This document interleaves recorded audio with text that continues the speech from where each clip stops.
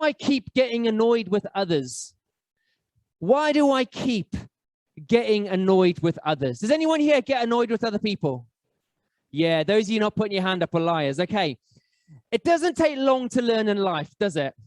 That people like to fight. People like to quarrel. It was Gorbachev who turned around. I can't remember which American president he spoke to, but when the Soviet Union fell, Gorbachev gave this prophecy. He said this. He said, "Good luck, America. Now that you haven't got a common enemy, you're going to start fighting amongst yourself." Think about the UK. Forget about America the last few years. If we're not fighting about Brexit, we're fighting about COVID. If we're not fighting about COVID, we're fighting about something else. And we like to fight, isn't it? It's this human nature. We seem to have the ability to always fight. I look at my two girls and everyone goes, "Your two girls are really well behaved."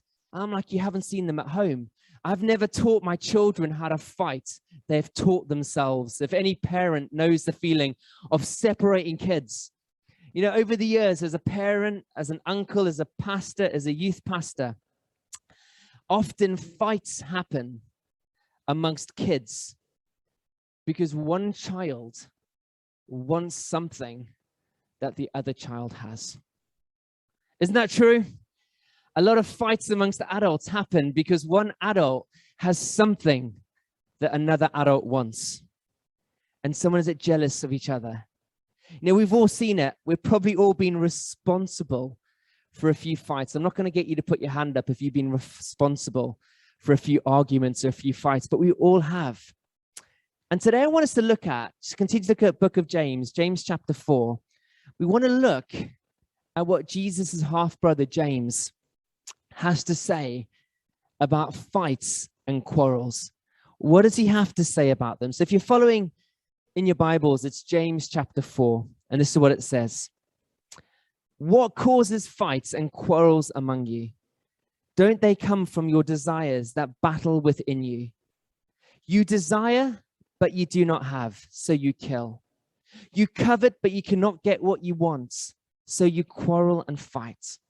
You do not have because you do not ask God.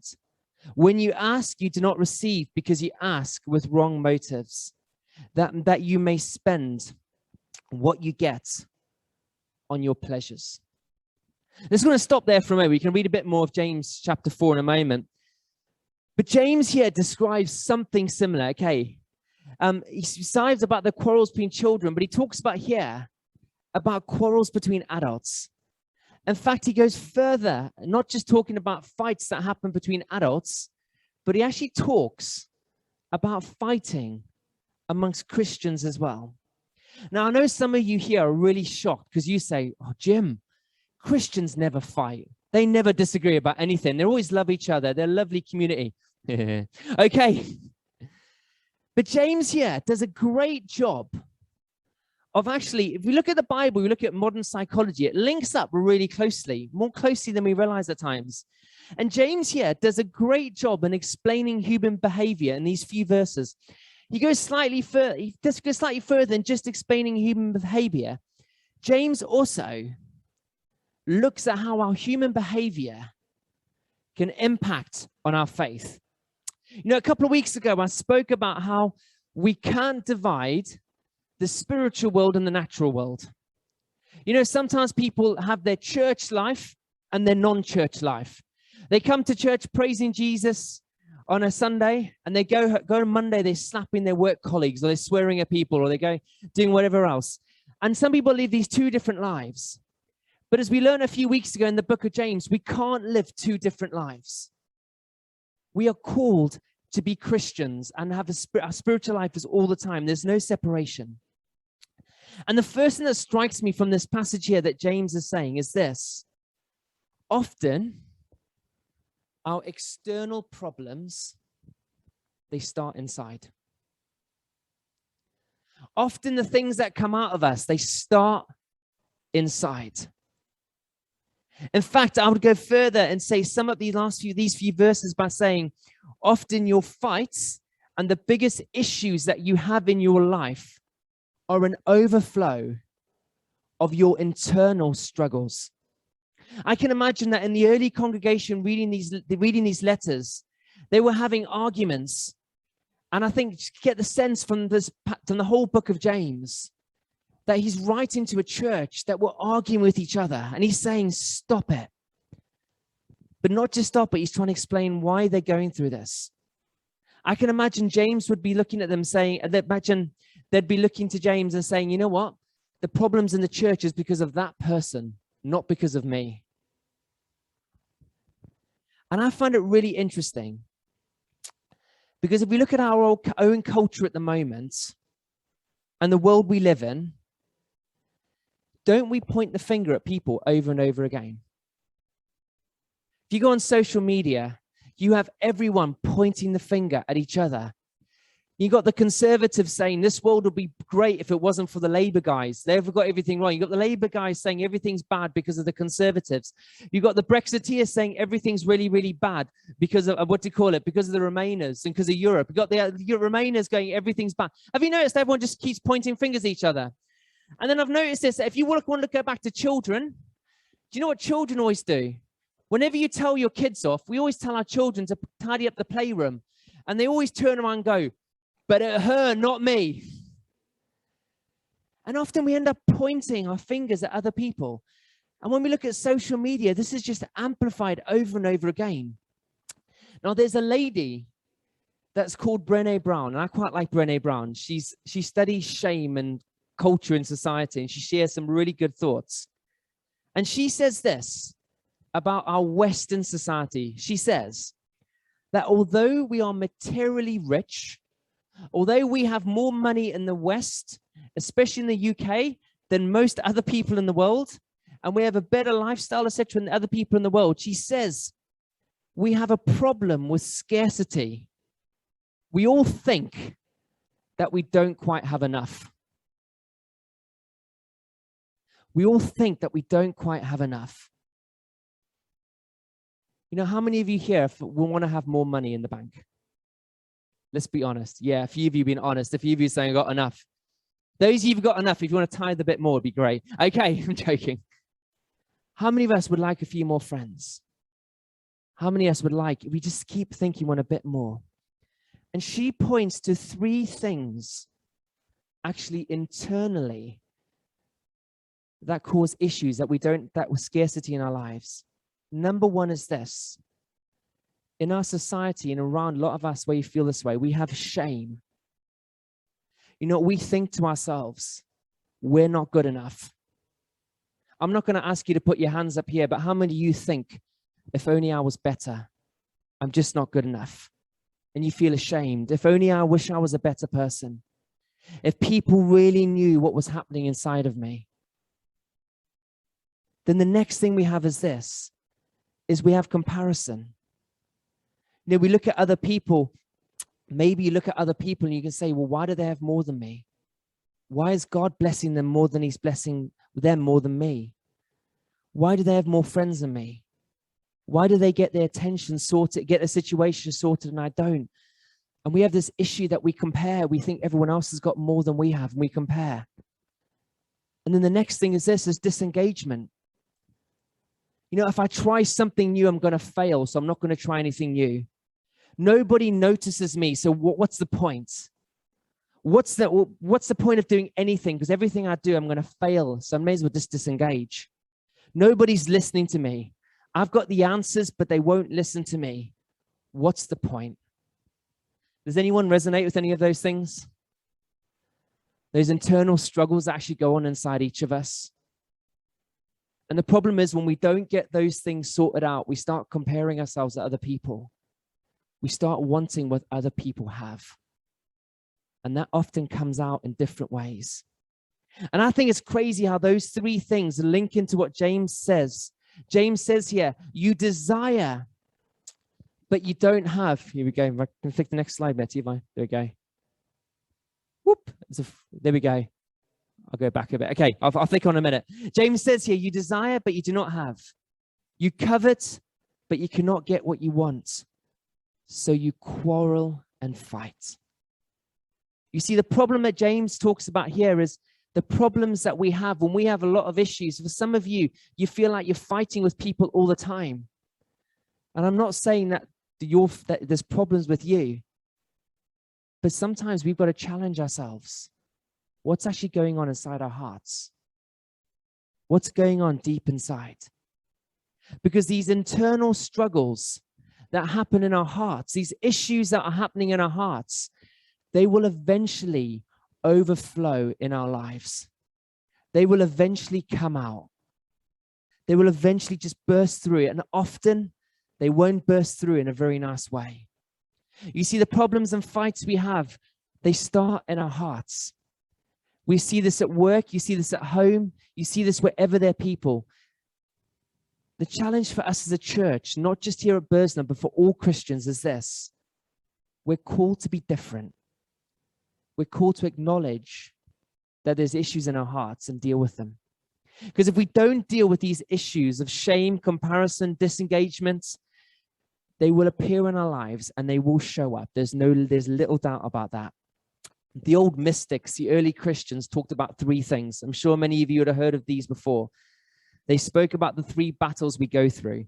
The battle of the flesh, okay, our desires. The battle of the world, the pressures that come on us. And the devil. The flesh, the world, and the devil. And if we don't deal with these internal issues, the internal issues in our lives, if we don't deal with our comparisons, our shame, our disengagement, then one of those three things, the flesh, the world, or the devil, will take advantage of what's going on in our lives deep down.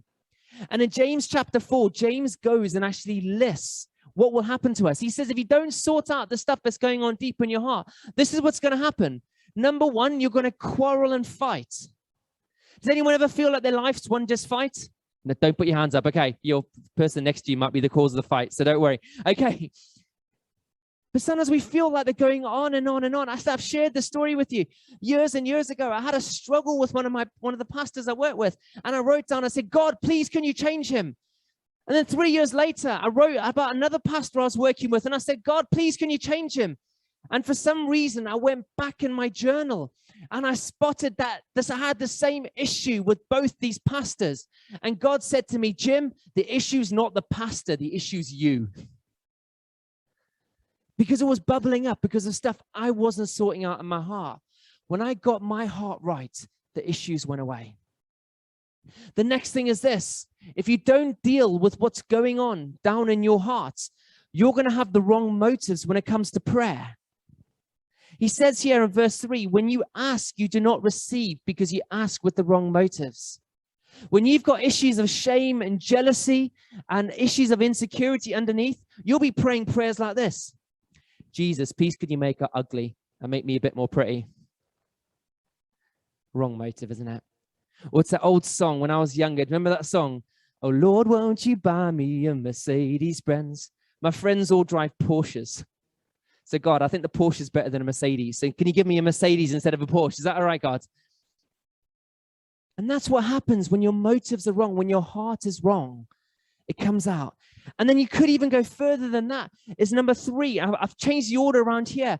Instead of praying with wrong motives, verse 2, it says, you do not have because you do not ask God. For some of you, the issues underneath your hearts, and I'm putting myself up here too. When shame, when comparison comes in, when disengagement comes into our lives, when these internal issues are there, sometimes we can get fed up. We can feel like God hasn't noticed us when he's done so much for us. And we can stop praying altogether. I'm not going to get you to admit this, but I know for a lot of you, if you ask yourself the truth here, there is times when you've got jealous maybe of other people or got frustrated or got disengaged because you think God hasn't heard you and you've just stopped praying. You've just stopped. That's why James says these issues that are coming on the outside, they all start in your heart. And then we skip forward to verse 11. It says this, brothers and sisters, do not slander one another. One of the other issues that we have when we don't deal with our hearts and the stuff that's going on deep down is we start to slander each other. We don't call it slander, though, do we? We call it sharing concerns. Oh, have you heard about that person? Do you know, I'm really bad at this. There's been times, I know in the past, especially when I was younger, when someone's having success and you're like, yeah, they're having success, but yeah, the only reason their church is growing is because they have other people from other churches. Okay, that's mine. Some of you have the teachers imagine going, oh, the only reason they're doing well is because they've got the easier kids to teach. Or and you go down, maybe at work, or the boss likes them more. That's the reason why. And you start just sharing those concerns. Why? Because of your disengagement, your shame, and your comparison that's deep in your heart. You know, the results of these internal battles, if we don't confront the stuff that's going on deep in our hearts, then guys, we're going to have big issues. See, I don't think social media is a bad thing, but I think social media encourages these things. Social media amplifies it. You go on Facebook, the stuff's just amplified. Do you know what? Since Facebook and social media, and I'm not against them because I use them. I like Instagram and Facebook and all sorts. But we're getting in the world of comparison, of that person's better than me. That person's got more than me, that person. And it gives an opportunity for the world, the devil, and your flesh to take advantage of how you're feeling. So what do we do? I've told us the problem. What do we do? I haven't got a clue. No, I've got some ideas. Okay, what we can do here. What do we do? How do we start dealing with these issues? Because these issues, you don't just click them away. You don't just pray them away in an instant. You've got to work through them. How do we start dealing with shame, comparison, disengagement, and just problems of the heart? How do we stop them from causing fights, impacting our motives, damaging our prayer life, and leading us to speak badly of others? What do we do? And this is what it says, and James moves on. So James 4, verses 7 to 8 says this: submit yourselves then to God. Resist the devil, and he will flee from you. Come near to God, and he will come near to you. Wash your hands, you sinners, and purify your hearts, you double-minded. It's quite blunt, isn't he here, okay? The first thing he gets you to do is this. Can we say this together? Submit to God. Let's say that. Submit to God. Okay, submission is a powerful verse, a powerful word, okay? When you submit yourself to someone, you come underneath their covering. You accept what they say. You submit to what they say. The word submit means to accept, to yield to a superior force or the authority or will of another person. Submit to God. The first thing we've got to do is actually say, God, you know what you're talking about. I don't know what I'm talking about.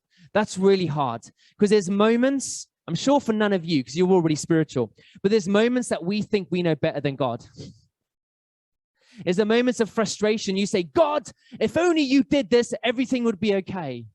I can imagine if you got that emoji of the face plant like this, I can imagine God, if you're sending you a text message, you'd be like,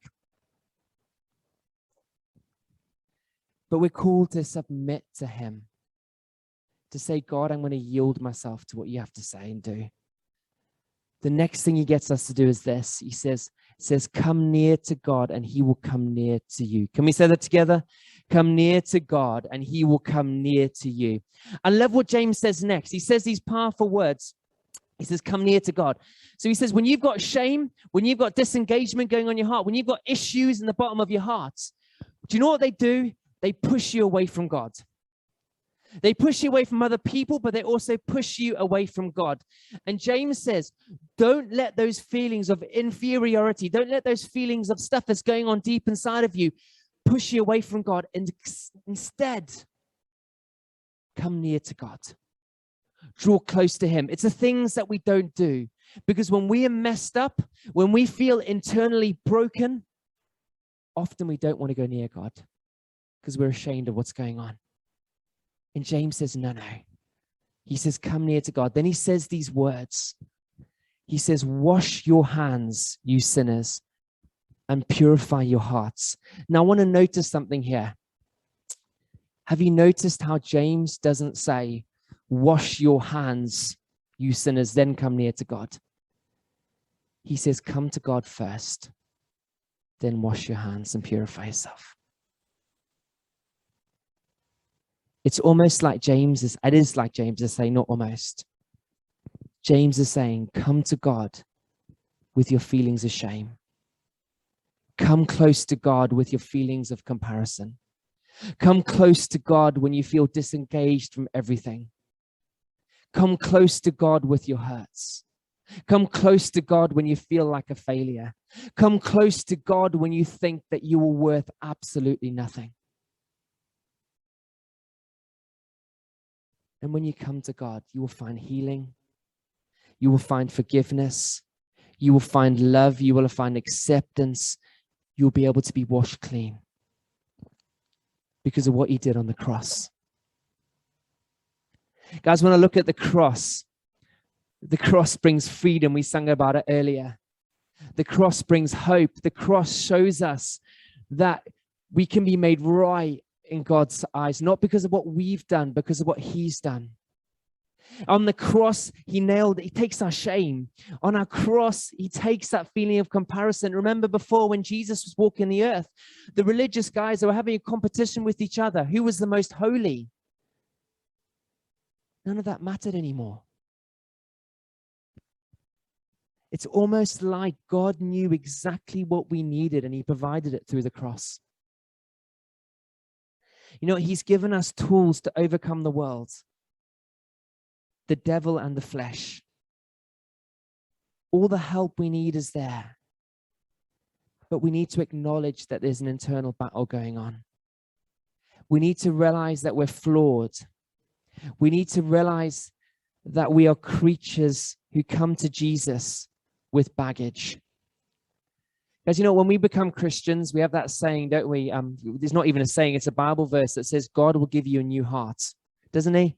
He gives you a fresh start. He gives you like a new lease of life. But Pete Scazzaro, pastor in New York, who I love, he says this. He says, Jesus may be in your heart, but grandpa's in your bones. And what he's basically saying is you might have Jesus with you, but you've still got the baggage, okay, of your past still with you.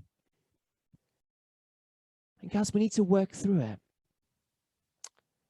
Because we're called to be different as Christians. You know, as a church and as Christians, just imagine if we try to do things differently. Just imagine if we, instead of checked our motives, imagine if we didn't just point the finger and say, you know what, life will be great if that person changed. Imagine if instead we looked at our own issues and instead of projecting them onto others, we dealt with them. Imagine instead of pushing our own way all the time, we pushed for God's way. I reckon we'd get less frustrated. I reckon we'd get less quarrelsome, or some of us will. I reckon we'd look to God and not ourselves. I'm just going to come in to finish. I always think about, if anyone knows me well, I love looking at self-evaluation. I'm always reading books about psychology and about Bible and spirituality and what God wants to do emotionally in people. It's one of my hobbies to look at. And a few years ago, I might have shared this story with some of you before, but if I have, tough luck, you're hearing it again. You know, when me and Amy got married, you know, we end up, like every other couple who gets married, you bring in your baggage from the past, don't you? There's certain ways of doing things. One person's family did it this way, another person's family did it that way. And actually, when you learn to live with someone for the first time, you realize how stubborn and selfish you are. Okay, because you want stuff in a certain way and they want stuff in a certain way and you have to learn to do it together.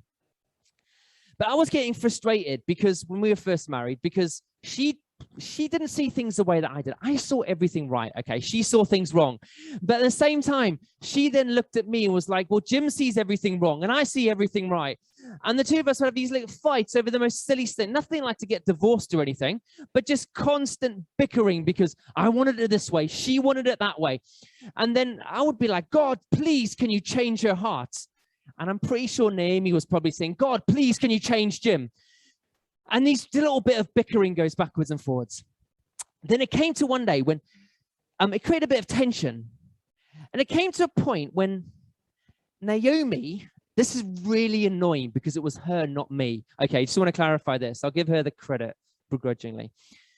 But instead of trying to change me, she picked up this book. It was called The Love Dare. And in this book, it was a Christian book. It was about changing yourself.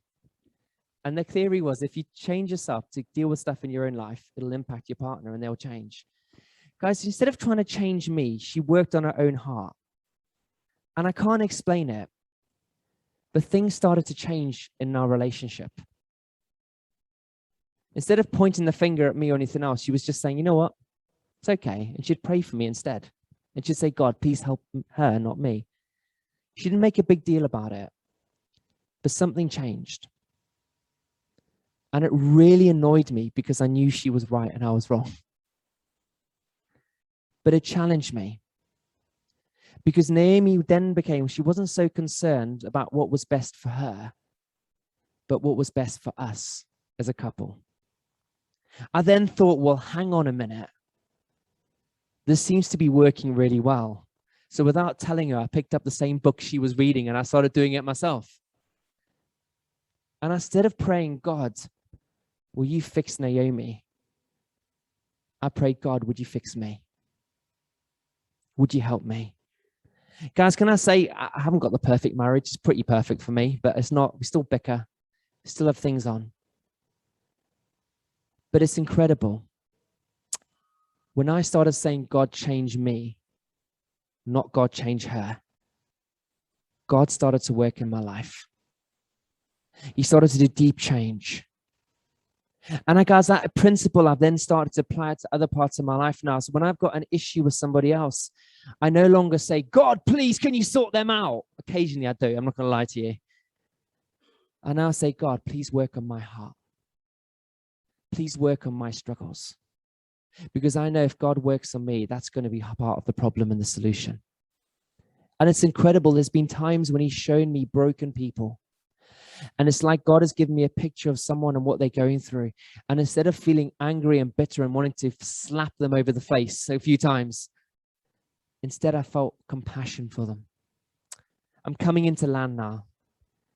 But it's no longer about trying to change other people. It's about making sure that our motives are good. Theologian Sam Albury, he wrote this about this passage. He said this: the presence of conflict between Christians is a sign that God's grace and goodness are not at the forefront of his people's thinking. That's challenging, isn't it? I'll leave that hanging there. Let's keep God's grace at the forefront of our minds. Let's, as Christians, show the world what a difference God makes in our life. Let's submit to God. Let's be aware of our internal struggles. And let's come to God for help. Let's come back to him. Let him change your hearts. And guys, I'm going to ask us, those of us in the building, can we stand together? If you're joining us at home, hopefully you won't be able to see the words, but in a minute it's going to appear on the screen. But I'm going to ask us to pray before we share communion. And I'm going to ask us to pray a really famous old prayer. It's from the book of Psalms. And let's pray this prayer about God working deep in our hearts. And after we pray this, we're going to share communion together. So let's pray this prayer. It says this: you've searched me, Lord. I encourage you to pray it with me. And you know me. You know when I sit down and when I rise. You perceive my thoughts from afar. You discern my going out and my lying down. You are familiar with all my ways. Before a word is on my tongue, you, Lord, know it completely. Where can I go from your spirit? Where can I flee from your presence? If I go up to the heavens, you are there. If I make my bed in the depths, you are there. If I rise on the wing of the dawn, if I settle on the far side of the sea, even there your hand will guide me. Your right hand will hold me fast. For you created my most innermost being. You knit me together in my mother's womb. I will praise you because I am fearfully and wonderfully made. Your works are wonderful. I know that full well. Your eyes saw my unformed body. All the days ordained before me were written in your book before one of them came to be. How precious to me are your thoughts, Lord. How vast is the sum of them. were I to count them, they would outnumber the grains of sand. When I awake, I am still with you. Search me, O God, and know my heart. Test me and know my anxious thoughts. See if there's any offensive way in me, and lead me in the everlasting way. Can I encourage us just to close our eyes for a moment?